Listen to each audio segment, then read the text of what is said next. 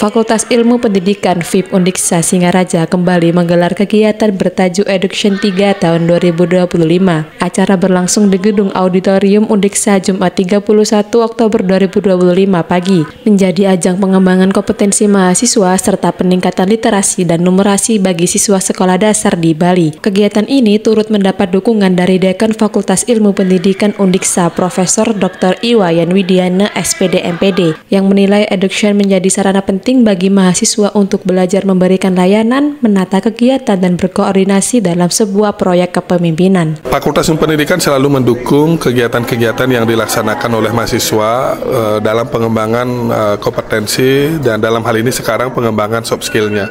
Karena mahasiswa banyak belajar dalam memberikan layanan, belajar menata kegiatan, belajar saling memimpin, belajar saling berkoordinasi. Terutama yang paling penting adalah anak-anak memiliki pengalaman bagaimana dalam merancang proyek kepemimpinan dalam dunia pendidikan. Kegiatan Education yang ketiga tahun 2025 saya buka secara resmi.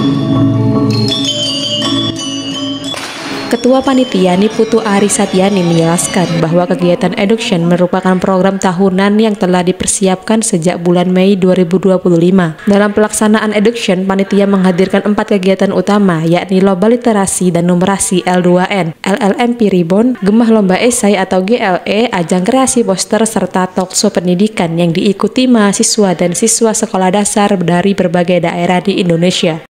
Persiapan kami itu sudah dimulai dari bulan Mei, di mana kami mulai merancang susunan kepanitiaan, rangkaian kegiatan apa saja yang akan kita adakan di Education tahun ini. Kebetulan kita mengadakan 4 kegiatan utama, ada L2N, itu tadi LLMP Reborn, terus ada GLE, Gemah Lomba Esai, terus ada Ajang Kreasi Poster, dan juga ada Talkshow Pendidikan. Kami mulai dari bulan Mei penyebaran informasi kepada seluruh pihak dan juga seluruh Indonesia, karena tingkat lomba kami itu adalah tingkat nasional. Kegiatan Education 3 akan berlangsung hingga Sabtu 1 November 2025 yang sekaligus menjadi acara penutupan dengan puncak kegiatan berupa talkshow pendidikan dan pengumuman pemenang lomba. Dari Singaraja, Bali, Salsabil melaporkan.